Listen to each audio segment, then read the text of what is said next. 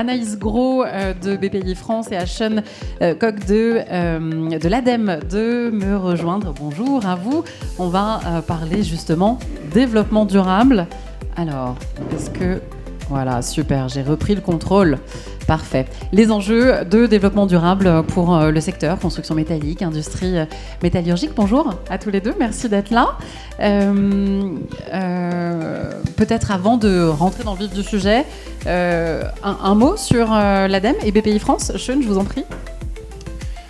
Merci. Déjà, merci beaucoup aux organisateurs de nous donner cette tribune, cette possibilité de pouvoir présenter nos dispositifs, nos accompagnements. Donc l'ADEME, au cas où certains ne connaissent pas, je pense qu'on peut passer à la slide suivante. En deux mots, notre raison d'être, c'est d'accompagner la France pour atteindre la neutralité carbone en 2050. Après, on verra ce qu'on fera. Nos trois leviers, donc on a à peu près 1500 collaborateurs. La moitié sur les sièges qui sont sur le siège qui est à Angers et le reste qui est disséminé en région pour être au plus proche des territoires. Donc nos trois principaux leviers d'action, une grosse partie sur l'innovation et la recherche, tout ce qui est prospective notamment, donc je vous présenterai après un travail qu'on a fait notamment sur la filière acier. Une partie animée au niveau des territoires pour mettre en synergie entre les acteurs, que ce soit les acteurs politiques, que ce soit les acteurs industriels, voilà, mettre tout le monde un peu autour de la même table. Et le dernier, où on est sans doute le plus connu, c'est distribuer de l'argent pour accélérer les projets de transition énergétique. Voilà. Et on en a besoin. Tout à fait. Bonjour à tous et à toutes. Donc du côté... Alors, hop. Ouais. Donc BPI France en deux mots pour contextualiser pour ceux qui ne nous connaissent pas ou peu. Donc banque publique d'investissement, on est détenu à 50% par la Caisse des dépôts, 50% par l'État. On a 49 implantations régionales et un siège donc à Paris. Notre raison d'être, c'est de venir soutenir l'économie française au travers des différents métiers qu'on a. Donc en passant par la création d'entreprises, on va vraiment aller au démarrage des premiers projets, venir aider via notamment des prêts d'honneur en partenariat avec nos réseaux sur le sujet de la création. Ensuite, on a le métier de l'innovation que vous pouvez parfois peut-être connaître, notamment des aides à l'innovation et pas mal d'innovations sur les sujets aussi industrie. On a le sujet du financement qui est nos financements moyen terme et long terme, où là en fait on vient financer ce que les banques ont plus de mal à financer. Donc qu'est-ce que ça veut dire ? On est complémentaire avec eux et on vient financer notamment des besoins qui peuvent être immatériels, des projets qui sont un peu plus risqués. Donc on vient partager le risque avec eux sans partager les flux, puisque chez BPI France vous n'avez pas de compte de carte bancaire ou autre, on vient vraiment financer des projets.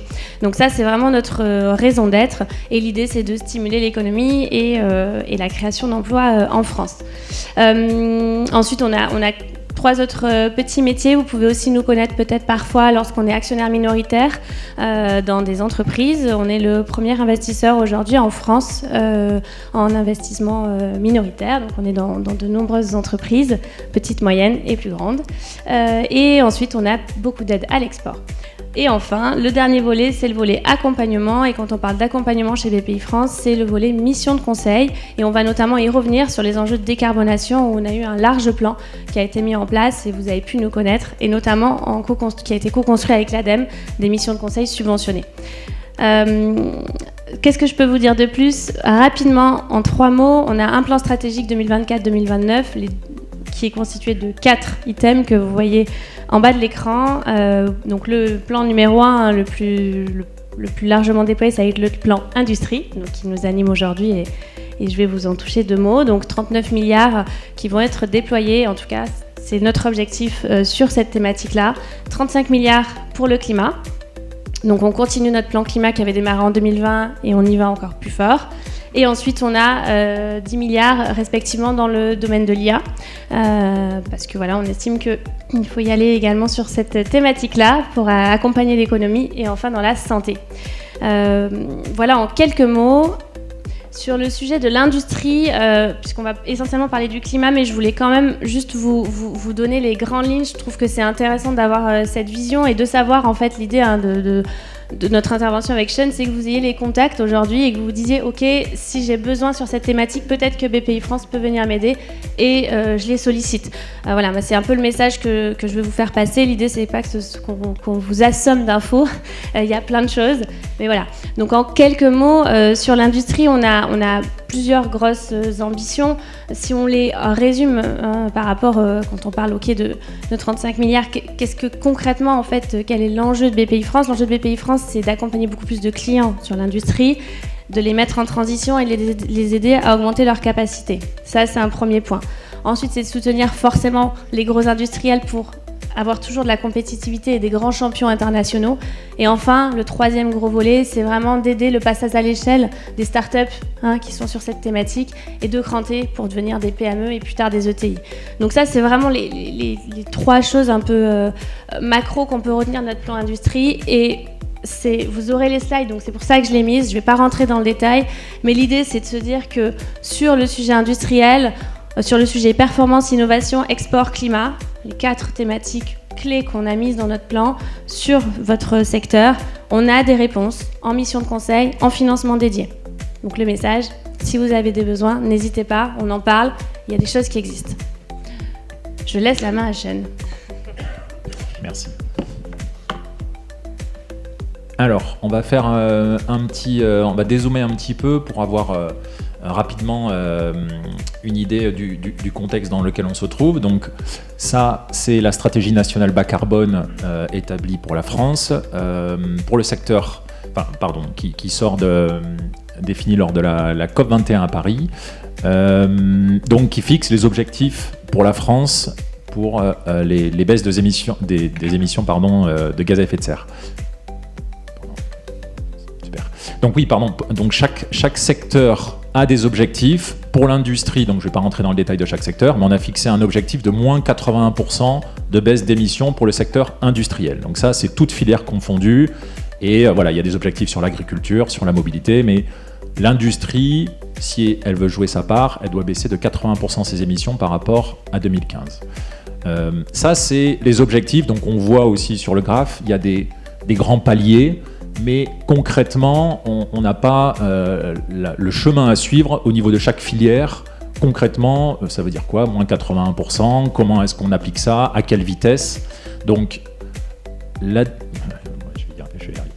l'ADEME a lancé un travail qui s'appelle les plans de transition sectorielle, merci beaucoup, qui s'intéresse à travailler avec les 9 principaux secteurs, les 9 secteurs les plus émetteurs de gaz à effet de serre, de travailler avec cette filière, avec les industriels, les syndicats, enfin voilà, tous les représentants de cette filière, pour définir avec eux quelles sont les technologies existantes, quelles sont les évolutions par rapport au marché, par rapport voilà, aussi à la concurrence internationale, au niveau de la finance, quel impact ça pourrait avoir en termes sur les matériaux, sur le prix des produits par la suite, et surtout, quels sont les besoins qu'il faudra mettre en place pour financer cette transition. Donc c'était le but final de ce travail, c'est avant tout d'informer les décideurs publics de combien il va falloir mettre selon les différents scénarios sur la table.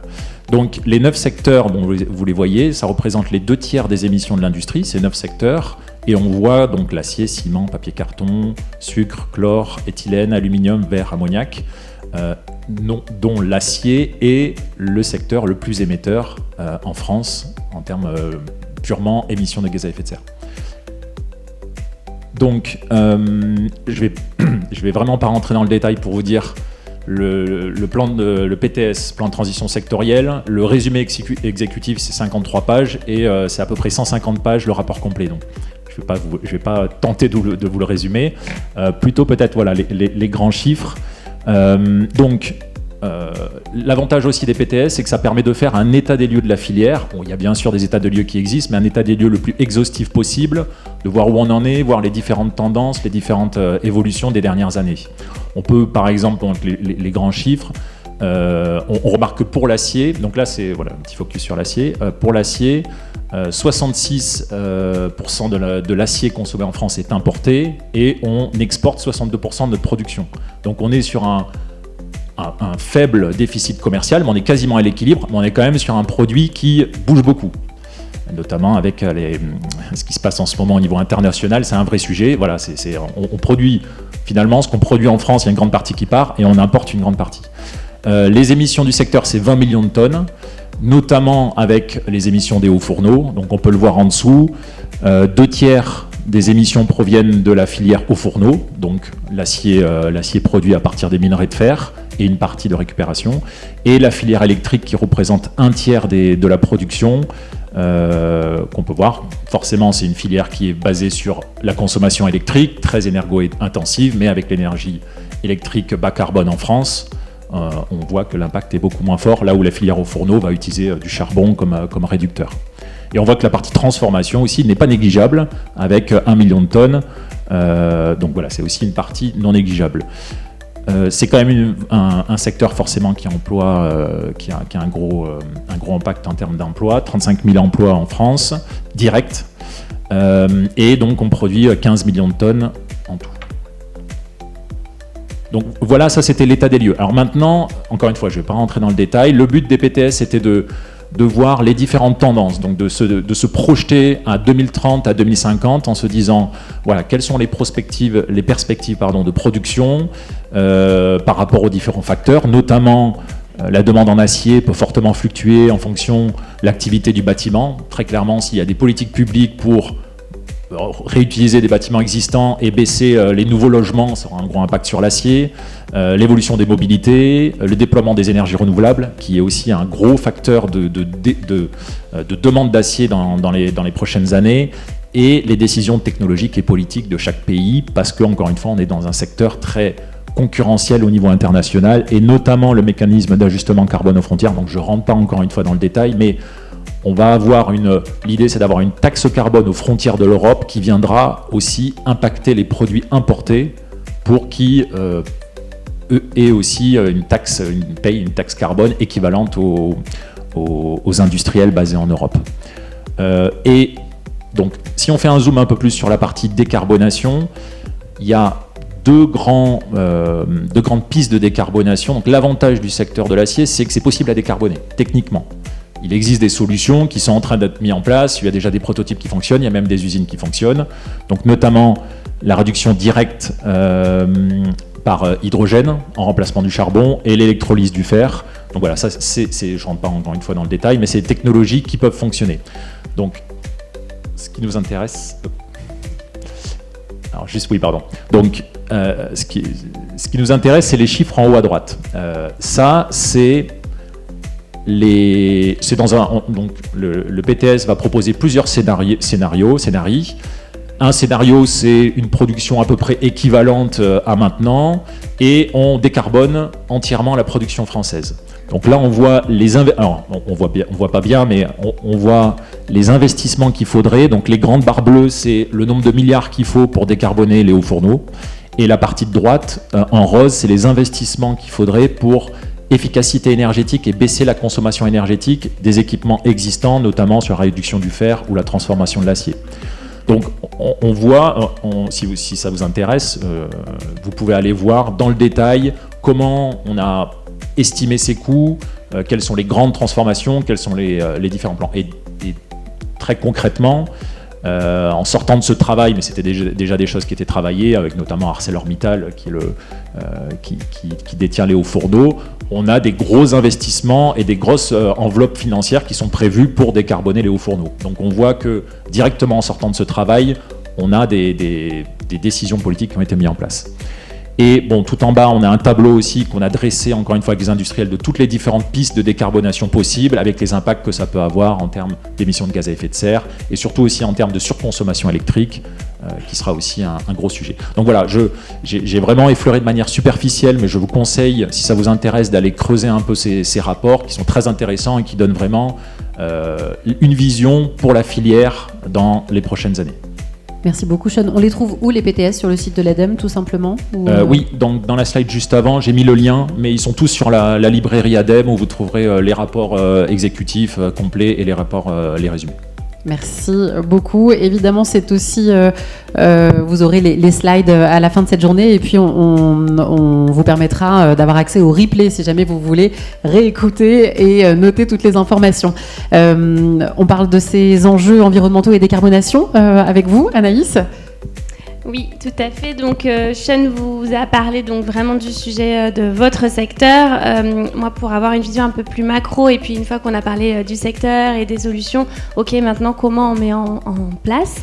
Alors, juste pour vous faire une rapide vision du sujet, en fait, on a fait le point avec les entreprises entre 2020 et 2023 sur une étude du Lab qu'on a réalisée auprès de 400 PME ETI pour un petit peu voir par rapport à ces sujets. Donc, ok, il y a la transformation de chaque secteur qui s'opère, mais quel est l'engagement et comment ça se passe dans les faits? Ce qu'on voit, c'est que ce qu'on peut ressortir de cette étude du Lab qui a été faite de BPI France, c'est que oui, de plus en plus de dirigeants d'entreprises prennent en compte les sujets environnementaux. Ça, c'est bien. On a à peu près doublé le chiffre. On est passé à environ de 30 à 67% des entreprises qui surveillent ces enjeux entre 2020 et 2023. Donc là-dessus, ok. En revanche, entre les entreprises qui se transforment réellement et celles qui font des petits pas, bah là, pour le coup, on est plutôt sur des petites transformations. Donc, on a des premiers pas qui sont faits, certainement que vous connaissez. Je vais faire des économies d'énergie, je vais changer, je vais mettre des LED, je vais remplacer mes fenêtres, je trie mes déchets. Bref, des choses qui sont assez basiques. Mais des transformations vraiment profondes d'une activité, d'un service, d'un procédé, qui plus est sur l'industrie, c'est beaucoup plus... Voilà, on sent que en fait c'est beaucoup moins prenant aujourd'hui et c'est pour ça notamment en fait qu'on a vraiment ce plan climat qui a pris la dimension plan industrie du côté de BPI France parce qu'on sait que sur la transformation de ce secteur-là, il faut y aller encore plus fort. En termes de quels sont les leviers en fait pour réussir à engager une vraie démarche de décarbonation profonde et pas simplement des petits pas, nous ce qu'on voit et ce que nous disent les dirigeants, c'est que quand ça fonctionne, c'est quand déjà il y a une conviction forte du dirigeant. Quand il y a un embarquement forcément de l'équipe de direction, ça vient embarquer derrière les équipes et ça c'est vraiment ce qui est ressorti de façon probante sur les tremplins à la décarbo. Et deux, c'est le pragmatisme économique. C'est bien de parler d'écologie, mais forcément, on reste dans une entreprise où on a des coûts fixes, et il faut que ça tourne. Donc, partant de ce postulat-là, donc on a conservé en fait notre plan climat initial de 2020 qui avait vraiment 3 piliers. 1, je mets en transition. 2, je soutiens l'innovation. 3, je soutiens les énergies décarbonées. Mais on y a ajouté en fait sur le plan 2, donc la deuxième colonne, des outils dont je vais vous parler tout de suite, propres notamment à l'industrie. Et dans un deuxième temps, propres aussi au sujet de l'adaptation. Au départ, c'est vrai que là, on se concentre beaucoup sur la décarbonation et c'était l'objet notamment de ce sujet. Mais l'atténuation au changement climatique, c'est bien. Mais aujourd'hui, on est quand même sur des scénarios où malheureusement, malgré tous les efforts qui sont effectués depuis plusieurs années, on est sur des scénarios à plus 4 degrés en France. Donc, il va falloir s'adapter et en continuant d'atténuer, bien sûr. Et s'adapter, donc là, on a un gros volet maintenant sur ça, c'est-à-dire de se dire, OK, moi, en tant que industriel, aujourd'hui, comment je m'adapte à mon problème. Par exemple, j'utilise beaucoup dans mes procédés d'eau, admettons. Je suis dans une région où j'ai un stress hydrique élevé. Comment je fais en fait? Qu'est-ce que je fais pour avoir une poursuite d'activité? Donc on a ajouté cette brique en lien aussi, de toute façon, avec les politiques aujourd'hui. Donc atténuation, adaptation. Donc une fois qu'on a dit tout ça, concrètement, on n'oublie jamais notre métier numéro 1 qui est le financement. Je vous ai remis 2 prêts dans la slide parce que c'est les prêts, on va dire, les plus, entre guillemets, que vous pouvez retenir.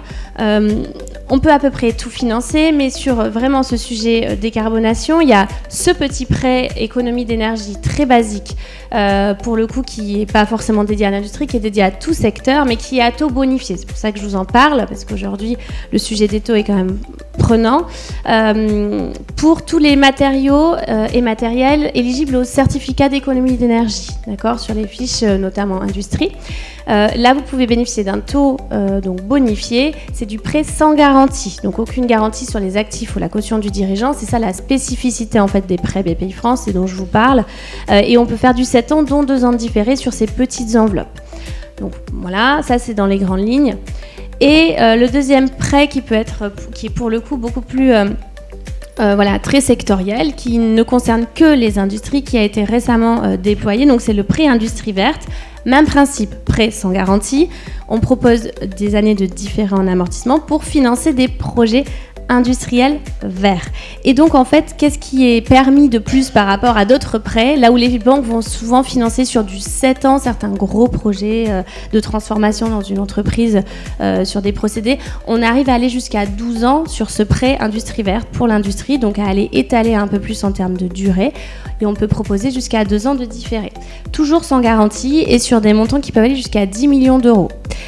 Ce que ça permet une flexibilité puisque ça reste du financement où on définit ensemble un projet mais on décaisse en une seule fois. Donc pour vous, c'est quand même... Voilà, une fois que c'est accordé, c'est très simple à mettre en œuvre. Le contrat, il fait 4 pages. Voilà, l'idée, c'est de venir simplifier là où parfois c'est compliqué, d'aller financer, de décaisser sous facture, surtout sur des avancées de projet, et d'aller financer aussi un peu d'immatériel parce qu'il y a beaucoup de R&D en fait pour réussir à se décarboner, qui plus est dans l'industrie. Donc voilà, c'est le métier principal, le financement. Le message, c'est que peu importe le nom, en fait, on peut financer sans garantie avec des dispositifs un peu plus souples. Donc n'hésitez pas à nous solliciter quand vous avez des besoins et qui plus est sur la thématique verte. On finance toujours de l'immobilier, de l'équipement et de la même façon. Pour l'équipement, les équipements industriels, si vous changez des procédés qui étaient en thermique, en électrique, des choses comme ça, là on peut aller sur des durées plus longues, etc. Bon, on fait du sur-mesure. Je ne vais pas vous faire toute la palette, mais voilà, qu'on retienne au moins ces 2 prêts qui sont intéressants, à mon sens, pour votre secteur. Et donc, au-delà des prêts, financer c'est bien, mais être accompagné c'est aussi intéressant parce qu'on s'est rendu compte que beaucoup de PME et ETI, en fait, avaient du mal à aller sur ces sujets par manque de temps, tout simplement, et donc un besoin d'être aidé aussi par l'extérieur, et qu'en même temps aller se faire aider par un cabinet de conseil, ça coûte, et ça coûte cher. Donc notre plan climat, donc on l'a bâti avec les financements dont je vais parler et avec toutes les missions de conseil. Cette slide, elle peut faire un petit peu peur au départ, mais quand on la lit, et je vais vous la lire très rapidement, vous allez voir, c'est pas très compliqué. En gros, donc déjà, il faut comprendre que les missions de conseil, c'est pas BPI France qui les fait. Nous, on va chercher en fait des consultants, des bureaux d'études avec qui vous auriez pu travailler en fait sur une thématique.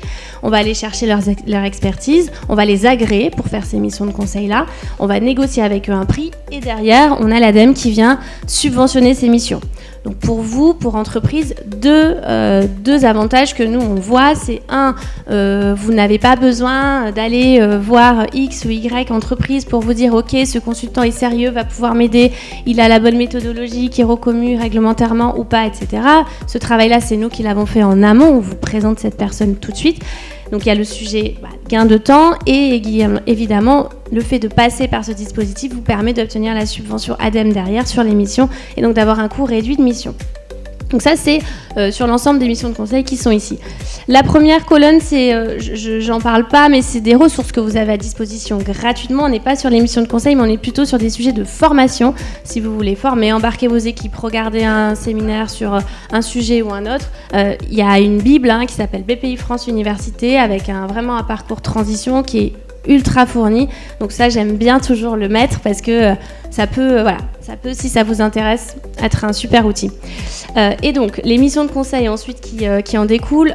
En clair, les historiques qu'on a montés et qui restent les mêmes depuis 2020 et qui sont notamment pas mal tournés sur l'industrie. Donc, on a le Diag Ecoflux. Là, en fait, qu'est-ce que c'est ? Concrètement, vous avez un consultant qui vient sur un site Indus et qui regarde le sujet eau, matière, déchets. Et qui fait l'état des lieux, donc il vous fait l'état des lieux et ensuite à la fin de la mission en fait il vous indique avec quel type d'investissement et de tout montant, donc des plus ou moins gros montants, vous pourriez réduire en fait vos consommations en eau, matière et revaloriser vos déchets.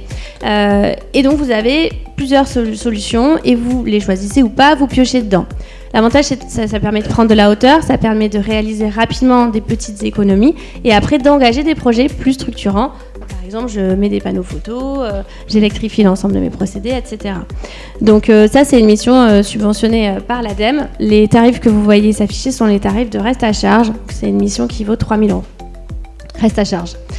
Ensuite, le diag décarbonation, ça c'est vraiment un diagnostic qu'on a beaucoup fait, c'est je veux faire mon bilan carbone. Voilà, scope 1, 2, 3, avec la méthodologie ADEME, qui est la seule méthodologie aujourd'hui réglementairement acceptable, notamment pour les entreprises obligées de publier les bilans carbone.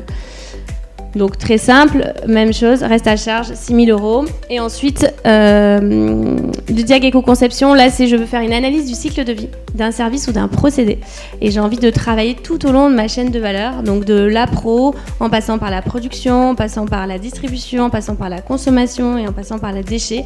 Je veux voir en fait où est-ce que je peux travailler pour créer de la circularité et pourquoi pas en fait aller chercher aussi en fait du chiffre d'affaires sur la fin de vie de mes produits. Parce que ça, de plus en plus, en fait, c'est ce que certaines entreprises font. Voilà les choses un peu clés. Ensuite, on en a un sur l'adaptation et un pour vous mettre en accord avec le décret tertiaire. Voilà ce que je peux vous dire. Merci Anaïs. Donc, pour enchaîner, donc, même principe. Hein, moi, je vais faire une vision très globale. Je ne vais pas du tout rentrer dans le détail des dispositifs. Peut-être vous donner aussi les dernières infos, vu que ça bouge pas mal depuis quelques mois. Donc, pourquoi décarboner ? On peut avoir différentes volontés. Ma facture énergétique est trop élevée, je veux la baisser. Je veux maîtriser ma facture énergétique sur le long terme, notamment les fluctuations externes géopolitiques. Je veux prendre part à la transition écologique et réduire l'empreinte carbone de mes produits. Et je veux anticiper et répondre aux exigences réglementaires. Selon un peu les volontés, si on est sur les deux premières, on va avoir un parcours plutôt travailler directement sur ce qu'on appelle catégorie 1, catégorie 2, au niveau de son entreprise. Et si on est sur les deux dernières, on est plutôt à élargir et à aller chercher le scope 3, enfin catégorie 3 à 6, à 5. Je ne sais jamais avec les nouvelles catégories. Mais voilà, élargir et d'aller chercher plutôt au niveau du produit et du service proposé. Donc, avec ces deux constats, en fait, on a défini un peu deux parcours à proposer qui s'adaptent, qui peuvent être proposés à toutes les entreprises, bien sûr qui s'adaptent selon vos besoins et vos spécificités, mais c'est un parcours un peu sans regret, en montrant les différentes étapes et les dispositifs qu'on va trouver en face de chaque étape. Donc, on l'a dit ici, je dirais, c'est l'approche la plus ambitieuse, c'est non seulement de travailler au niveau de votre site, mais vraiment au niveau de l'empreinte carbone de votre produit, en se posant la question, je vais baisser l'empreinte carbone de mon activité, mais aussi de toute ma chaîne de valeur. On va travailler sur le parcours décarboné, l'empreinte d'un produit ou d'un service. Et sinon, si on veut travailler plus spécifiquement sur la facture énergétique, c'est décarboner son site industriel. Donc, le premier parcours, si on est au niveau du site industriel, donc, je vais passer très rapidement, voilà, pour laisser un peu plus de temps justement aux questions, s'il y a des choses particulières. Donc, ça va reprendre en plus des choses que Anaïs a déjà dit. Donc, la première étape, diagnostic, donc ça peut être un diag écoflux, ça peut être un audit énergétique volontaire ou un audit énergétique obligatoire si vous êtes obligé de le faire. Les formations, donc pareil, on a en complémentarité des formations proposées par BPI, on a aussi des formations qu'on peut retrouver en ligne sur le site de l'ADEME. Pour les sites qui ont des énergies fossiles, alors je mets bien énergie fossile parce qu'on fait quand même une approche un peu différente selon si vous êtes 100% déjà un atelier mécanique par exemple ou d'assemblage qui va avoir surtout une consommation électrique, ou si vous avez des fours, vous avez du traitement de surface et des énergies fossiles. On est sur une approche un peu différente parce qu'on va quand même plutôt viser forcément à réduire au maximum les énergies fossiles et après travailler sur l'efficacité énergétique électrique, passer sur du photovoltaïque pour passer en autoconsommation. Mais voilà, dans les cibles prioritaires, on reste sur les entreprises qui consomment des énergies fossiles. Et là, on a développé une étude spécifique qui permet de comparer toutes les solutions, une vision à 360. Voilà, vous avez une chaudière gaz, vous avez un four gaz. Quelles sont toutes les possibilités en passant par récupération de chaleur fatale, comparer les différentes solutions d'énergie renouvelable, ça peut être solaire thermique, géothermie, biomasse, avec un ordre quand même qu'on préconise avec certaines énergies renouvelables qu'on veut mettre en avant en premier, et d'autres, typiquement la biomasse qui va avoir d'autres contraintes en termes de ressources. Regardez aussi l'électrification, c'est un peu comme la biomasse, il faut, si on peut, électrifier, mais il y a aussi des conditions sur l'approvisionnement électrique. Donc voilà, cette étude est vraiment une étude à 360 qu'on vous conseille si vous vous posez des questions et que vous voulez avoir vraiment une comparaison exhaustive.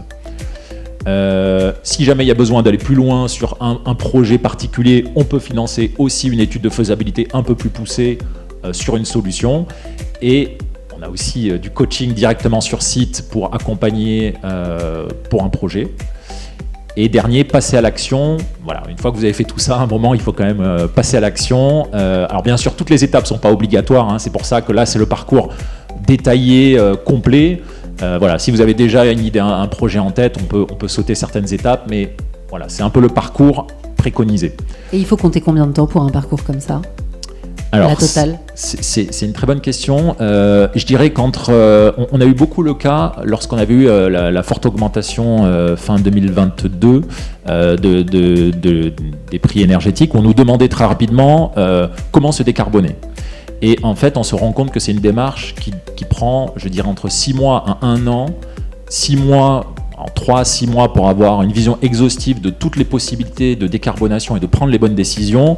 Et après, selon le type de projet, au moins 6 mois de plus pour choisir les projets, faire les études de financement. Donc c'est pas quelque chose qui se fait du jour au lendemain et il ne faut pas attendre d'être malheureusement au pied du mur en se disant comment je vais faire dans 1 mois, 2 mois pour payer ma facture. Il n'y aura pas de solution magique malheureusement pour le baisser. Donc c'est important, il faut compter, je dirais, entre 6 mois et 1 an pour vraiment enclencher la démarche et pouvoir passer un peu toutes ces étapes, selon bien sûr le degré de maturité de l'entreprise.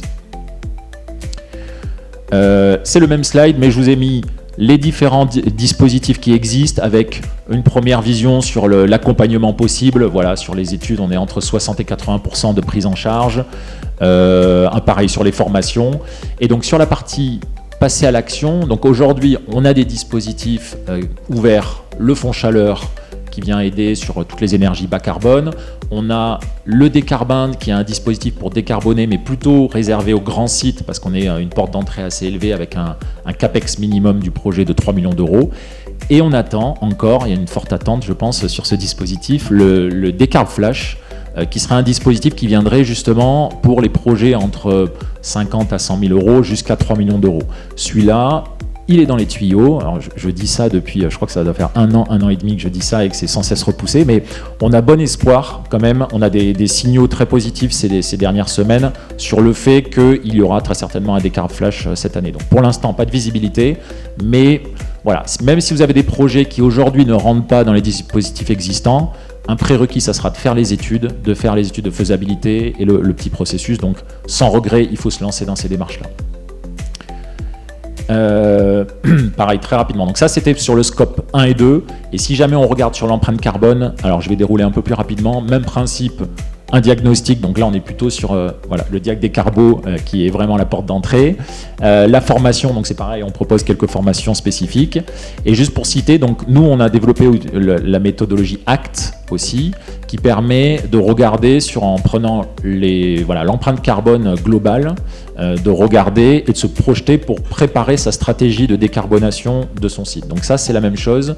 Si vous voulez travailler non seulement au périmètre de votre site, mais sur toute la chaîne de valeur et qu'est-ce qui se passe en amont, qu'est-ce qui se passe en aval, on vous conseille de passer par ACT. C'est la méthodologie qu'on essaie d'être la plus complète et exhaustive possible, mais qui est aussi adaptable à vos différents besoins.